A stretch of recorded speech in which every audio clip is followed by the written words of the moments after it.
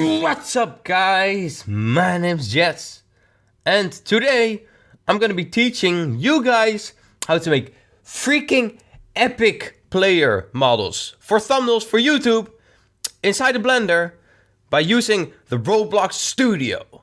So yeah, let's hop into it.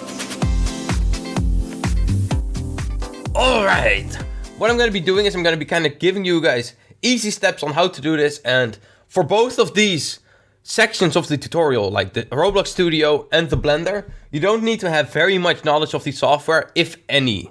So yeah, let's hop into it. What you want to do first of all is you want to go inside of the Roblox game, of course, and you want to download Blender and freaking, Roblox Studio. Those are the two softwares that are not Roblox that you need. So Roblox Studio is right here. I will leave a Blender download in the description. Both of these softwares are free, so that's very nice. Alright, so what you want to do first is you want to just create new place right up there.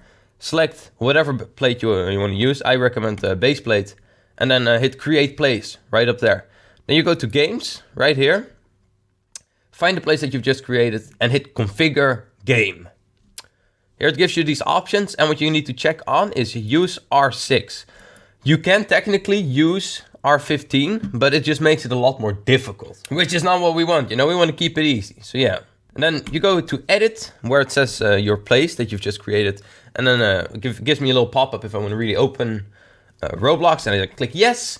Roblox starts opening up, as you can see right here. Alright, once you've waited for a little bit, first thing you want to hit is F5, and then you hit F5, and as you can see you have my player right here. You want to try and not move around at all, it just makes it easier later. And you can actually use this method as well on a friend's model. As you can see right here, I have this this code right here. And what you can do is, let's say I want to use zneck's skin. I can type in here z_neck, and I will be using his skin for this tutorial as well. Gotta search in people, of course, and not in the library. Alright, as you can see right here, I found zneck, my boy. Alright, it has loaded. And as you can see right here in the link, the web link, it has this little code 1 till there. You want to select that and Control C, and on Mac that is Command V, or Command C, I'm sorry. Then you see this user ID test, like tag thingy right here. You do Control V or Command V, and you see this user ID in here as well, in the character appearance thing. You want to select that, delete that, and then press Control V again. Now, if you don't want to use anyone else's skin, you don't need to change anything in there. And I actually just moved, which in this case is not that big of a deal, because I'm gonna have to reset character here anyway. And as you can see, as soon as I reset character, what should happen is I should now be zneck. As you can see right here, it's your boy zneck. Hello guys. All right, so then you go into workspace, as you can see right over here. You open that up and you see player 1. What you want to do is you want to select player 1 and press Control U, and then press Control G. Now you have this little jittery thing, don't worry about that. Alright, and what we're going to do next is we're going to quickly rename our player, right here. Hit rename and just name him something, whatever you like. In this case I'm going to call him zneck. I forgot to tell this earlier, but that's quite important if you want to have multiple saved files. Then you're going to go into your model and you're going to delete health, just by pressing backspace. Then you can close that up again, and you have your model right here. You select that. And then there is this button called anchor, and you want to hit that. So then it kind of stops jittering, which is very nice. And then you're going to right click the model and you're going to export selection. And then you get this little menu. And what you want to do is you want to just find the location where you can find it again, and just name it something like cool model xday.obj. You know, why not? And just save that somewhere where you'll be able to find it. Alright, if you're done saving everything the way you like, then we're gonna head over to Blender. And as you can see, if you open up Blender, this is the screen that you'll be greeted with, and you'll be probably pretty freaking confused about how everything in here works, because it's a pretty complicated software. But you want to just click this little first tab away, and it will be selected. You will have this cube selected by default. You want to hit X on the keyboard, and that will give you the delete key. Click OK, so you delete the little cube. You don't need that anymore. And Looking around in Blender, I'm going to just explain this because these are the only controls you will really need. Looking around in Blender is middle mouse click, and then you can scroll around and you can look. Then the other useful key is selecting in this software is right click. So you select an object with right click and not by that. Then you move your origin. So that's something to note. And then you can gotta set that back there for me. This case, you just shouldn't left click pretty much till this part. All right, then we're gonna go into File right up here. You're gonna go to Import, and I always messed it up, and go to wavefront.obj because that's the format we've saved in. And then what I like doing myself is if I have this right here, these are all my recordings. If I have the folder right here where I know I've saved it in, I go in here, and this is on Windows. I don't know how this works on Mac, but there is probably something like that, and I can just paste it in right here if I copy that little link. And then right here is all the files that I have. I called it cool model xday.obj. You want to select the obj file and not the mtl file. And then you hit import obj. And as you can see, there's our little boy Snack. But as you can see, he's not colored in or anything. So what you want to do next thing you do is you go over to here. There's this little plus thingy, and it gives you this this other tab. In this other tab, you want to scroll down to shading and check on textured solid. And then what you should see happen is your boy Snack is now looking hella fine, you know? Then what we're going to be doing next is you're going to see all these little parts are separated. His head is all the things. So what we need for this is we need to press shift and select everything with the middle mouse click. And as you can see, I have all his head parts now selected. And in Zenek's case, because he's a little weird, he has a little piece of head inside of his head. As you can see right there. And I need to also select that. So once I've selected all of those things, I hit Control J.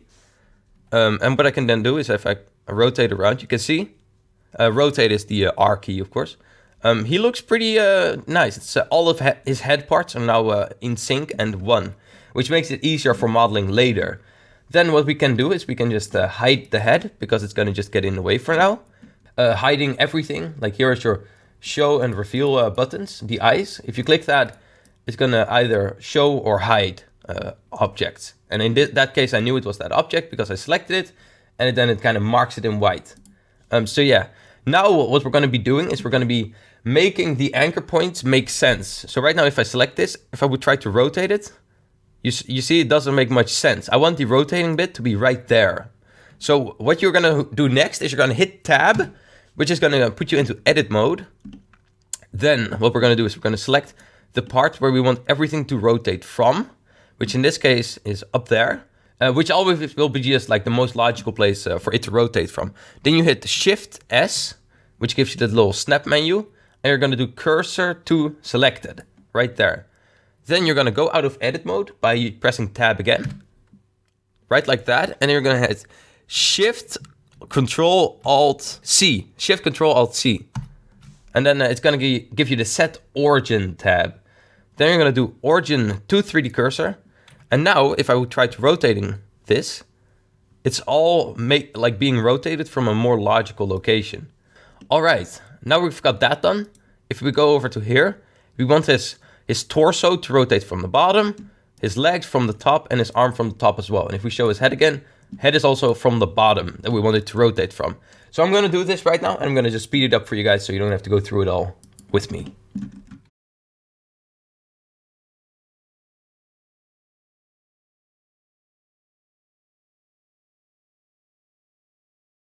All right, everybody, once you come to this part, as you can see right here, in Zenek's case, there is nothing in the middle of his torso. So what you would then want to do is you want to select, you go into edit mode again, you select the 2 points that would be in between his body, right? So I select the 2 points by pressing shift and then just right mouse click. So select, select and select again, as you can see right there, which creates the piece in the middle right here. And then I can again press shift S, cursor to selected, which puts it in the middle of those two. So that is useful if you have like nothing to work with in a location where you do need to work with stuff. You're gonna of course hit Tab, Shift, Control, Alt, C, and then origin to 3D cursor, just like that, and then his rotating point makes sense again. So for his like body parts, this is all done. On YouTube, I've seen a lot of people rigging entire models up for thumbnails, which is quite overkill, and this actually works really fine. What you could do right now is just save the file right here, save as, and save that as whatever you want to save it as, of course, which now you can go back to it for further modeling, and these points will save for you. So it will make it very easy for you to make a quick model in Blender.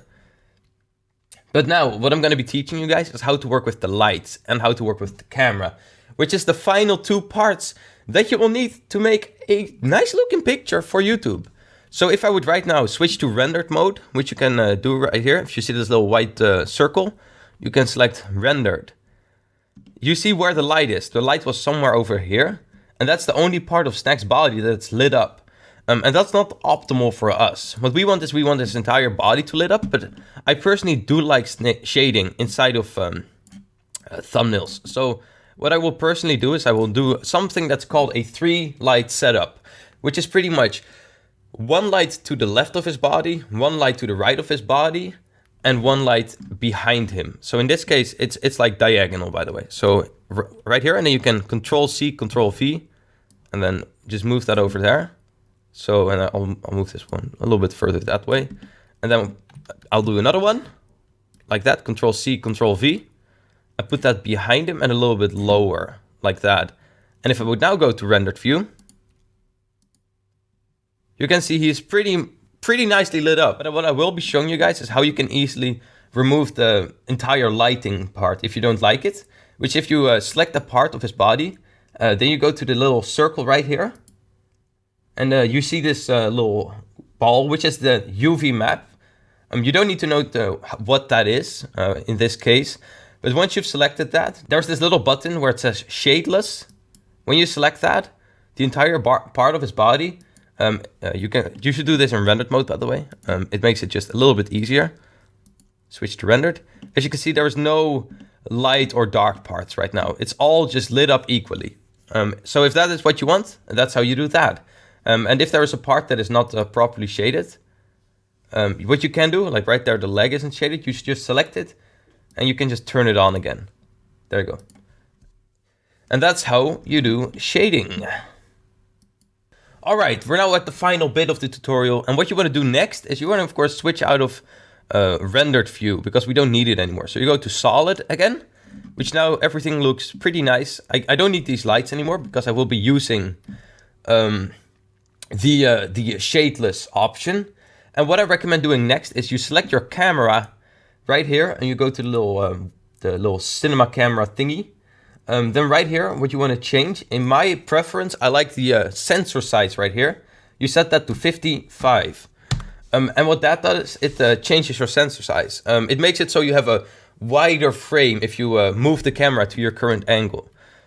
All right, so what I recommend doing is you zoom out a bit further than you actually want to have your frame. So let's say this is the frame I want. I zoom out a little bit more. And then if I then press Control Alt and the numpad 0. You do need a numpad for this. The normal 0, if you would use that, it doesn't do anything for you in this case. So you do Control Alt numpad 0, which moves the camera to your view. This is the camera view, what the camera would see. You can go out of that by numpad 0. If you press numpad 0, you can look around again like you normally would. And there is the camera now. So if we right now press numpad 0 again, here is what the camera sees. So what I now recommend doing is, at this point, if you've done all this work, you want to save your file. Save it as a preset file. So if I click Save As, and this is where I would want it, I would say ZNAC preset, which you then, if you save that file, if you now want to work on another ZNAC file and you want to save it, you can just duplicate this file and you can work on it again, which is very useful. So what we're going to be doing now is we're going to be putting all the body parts in positions that we like. And what I'll do right here is I'll do a little cool running animation, so to say. So in this case, I'm going to press R, and then if you want to not have it rotate every single way, depending on looking direction and that kind of stuff, what you will do is you will press R, X, Z, or Y. If you press RX, it will only rotate on the X-axis. If you press RZ, it will only rotate on the Z-axis. And if you press R and then Y, it will only rotate on the Y-axis. So I only want to rotate the X-axis right here and then a little bit of the Z-axis to give it a little bit more swing to it, because from this camera angle that looks a bit nicer.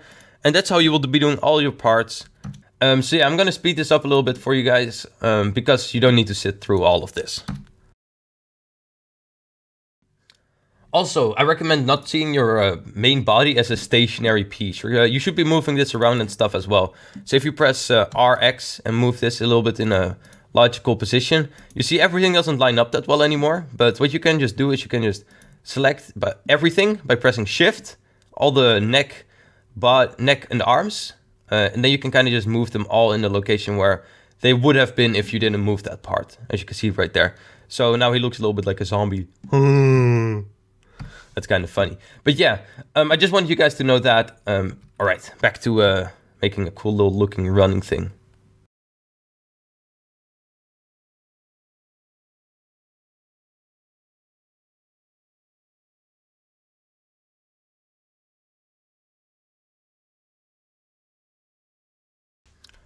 Alright guys, I've right now got a model that I quite like. I think this is a pretty nice looking running animation. I probably want to move this a little bit less down. But as you can see right now, if I go into here, I don't think it looks the best at this angle anymore. So what you can do again is you can just like the previous time, select an angle that you like and go a bit further away than you think it needs to be.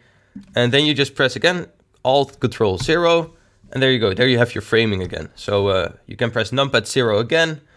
To go out of that framing, and now I think he looks quite nice the way he is looking. I probably want to. Also, it's an art to know when to stop rotating things around and moving things, because it can always be better. All right. Okay, so just for tutorial sake, I would probably edit this a bit more if I would normally be doing this, but for tutorial sake, I'm gonna be done right here. So what we're gonna be doing next is we're gonna be using this camera to get our framing right. So what we're gonna do is we're gonna go into the little camera tab right here. Bloop. And as you can see right here, there's all your export file settings. And what you wanna do first is I highly recommend using a 4K resolution here. I'm gonna switch to 4K real quick. I always forget the format, so I'm gonna quickly have to check that. I just checked the 4K resolution, and 4K is 3840 by 2160, and then there is this little resolution slider right here, and this is how much of the resolution it uses. This is here so you can make quick exports and check if you like the way everything looks, but we won't be needing that, so just put that at 100% because we know we like our framing. Alright, what you're going to do next is you're going to go down to shading, and you see this little alpha slider, and it's right now set to sky. We want to set that to transparent so there is no background. Alright. Once we've got that done, you want to make sure you have the export file format for the image set to PNG. That makes it so it allows transparency in the background. Don't click paste source. That was an accident. Once you've got all of that done, I think you're pretty ready to export your render. So what you're going to do to export the file to save the image is you're going to click render right up here, and upon clicking that, as you can see right here, here's a little snack, and I can zoom this out a bit to get the framing, the entire frame. And as you can see right here, this is our little CNAC. But Blender, the way it is, this is not yet a saved file. This is a preview of the saving file. So if you want to actually save this as an image, you press F3, and then you can see right here, it gives you this little untitled.png, and you're going to just set this to CNAC, my boy. CNAC, my boy, save as image, right there. And now we finally have CNAC, my boy, as a PNG image with transparency, and we can really easily use him for thumbnails. And he's in 4K, so we can zoom in pretty freaking far without using too much resolution. Alright everyone, I hope you enjoyed this little tutorial of how to make cool looking thumbnails inside the Blender.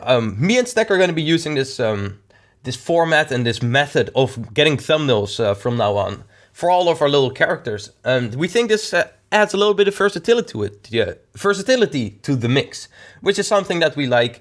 And yeah, if you enjoyed the video, give it a thumbs up, because I very much appreciate if you do so. Also, subscribe if you haven't already, and join the little bell squad, and join the subscription squad, like Snack likes to say, you know, and...